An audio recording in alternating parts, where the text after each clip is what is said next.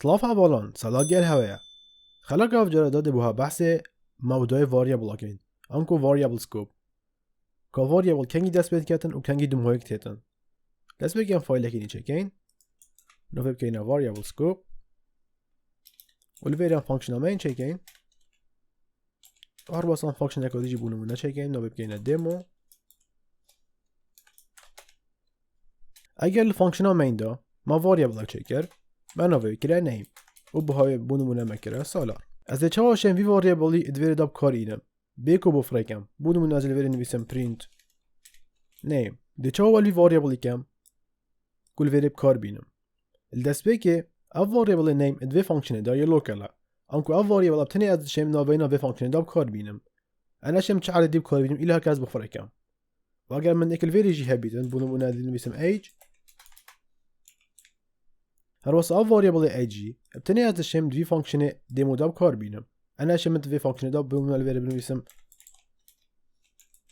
age en eşêm kar bînim. Çunku ev jî lokal e tenê divê fonksiyonê da. Ku ev fonksiyonê nagihîta variablê divê fonksiyonê. Dê çawa vî variablê name kem ku bigihîta vê fonksiyonê û vê fonksiyonê jî.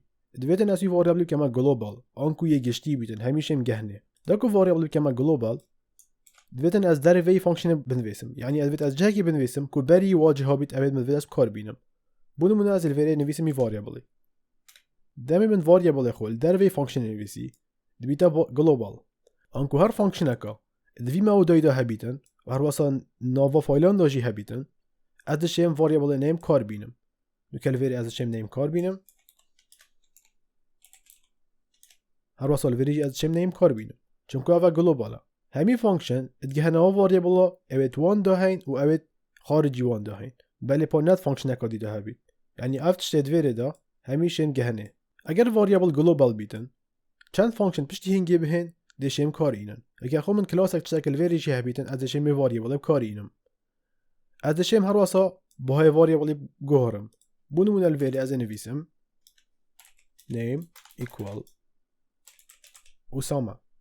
و از دپشتی هنگی گازی که ما فانکشنا دمو الوری دنویسیم دمو اگه از الوری دیباگ بدانم پروگرامی دیباگ کم الوری دبینیم استاتیکا هی او واریابلت گلوبال الوری دا تنها سیف کرن من واریابل که نیمه و الوری دبوم می واریابلی پرینت کردن که بهای سالاره وی شکلی بوم سالار پرینت کرد پشتی هنگی وی بهای دگه هرم دکم اسامه واریابل نیم بهای به اسامه دمی از گازیت که ما فانکشنا دمو دبوم واریابل که چیکت بناوی ایج چون که من الوری نویسی ایج شنیکا چیکر و الوری استاتیک من هر هی که بهای و اسامه بهای واریابل نیم دمی از نکس لیدم دبوم بهای و پرینت کرد که بهای و اسامه الوری دمی از جوی فانکشن درد کردم هر چه واریابل که الوری ده بیتن انشالله اسکرن ده تا جبرن چون که پشتی هنگی نشم کار بینم تنه بجنه واریابلات لوکال دمی از نکس لیدم دجوی فانکشن در کردن و ده واریابل ایج چه تجبرن